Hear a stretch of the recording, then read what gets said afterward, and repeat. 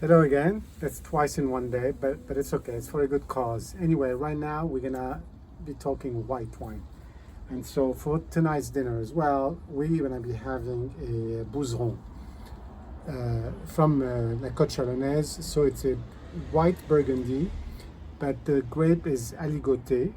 So it's a kind of a cousin to Chardonnay and Pinot that are related. I mean, DNA point of view, but it's not Chardonnay, and it's kind of the poor cousin, if you want, of Burgundy for a number of reasons. You know, it was never really developed into the best terroirs.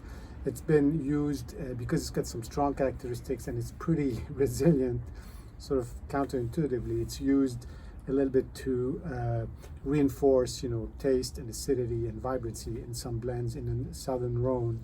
But some people make some pretty good Alligoté in the Côte Chalonnaise, which is kind of at the lower end, if you want, of the Burgundy strip, up in the hills, but not very hilly. So it's really a mix of small valleys and small hills and, you know, mixed soil. Anyway, this producer is Aubert de Villaine. Aubert de Villaine, who, of course, of the Domaine de la Romanée Conti family. And yes, so you see Aubert de Villaine, it's got to be good, right? So we're going to find out that he does make also some Rully, you know, red Rully from the area, and some. So he has developed some really good wine from that area, which is not one of the sexiest areas. He does have also other domains elsewhere in Burgundy, Premier Crus and Village and what have you, but this is not one of those. Anyway, I've had this wine before, and I just didn't have a chance to do it with you, but this time we're going to do it together. I just opened it a little while ago.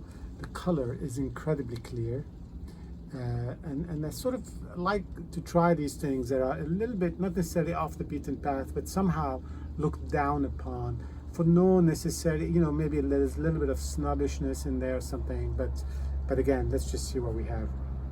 It's very clear, very light. It's a 2018, so of course it's going to be very young. It's coming out of the fridge. On the nose, it's just really fresh. It's got that citrusy, a little bit of apple. Again, on the sharper apple side of things, not sweet, more citrusy. No vanilla.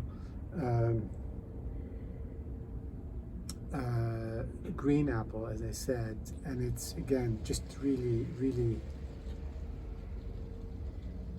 fresh. There's some butteriness and not much, but a little bit of creaminess, let's say, that so seems to mix in with the citrus.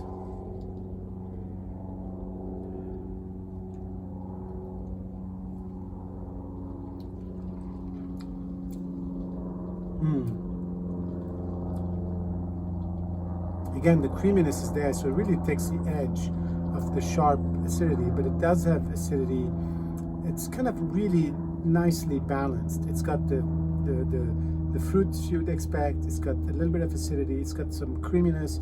It's not overpowering like some of these Chardonnays you get sometimes in California. And the like a crème brûlée kind of creaminess, which is really interesting.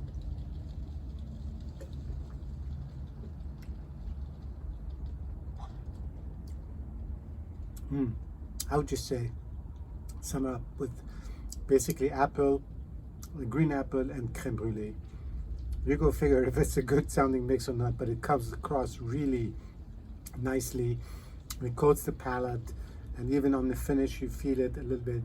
I think it's a terrific wine for the price. This is not it's not a cheap wine, but it's not a super, you know, maybe in the mid-30s. So of course, it's a French wine, it's French Burgundy, it's Aubert de Villaine, so that you get that premium, but I think it's well worth it, even though it's not a Chardonnay. For people to explore something a little bit different, you're not going to be completely thrown off because it's similar, but it is this particular one made by this particular winemaker comes off really, really good. Anyway, cheers, and see you guys soon.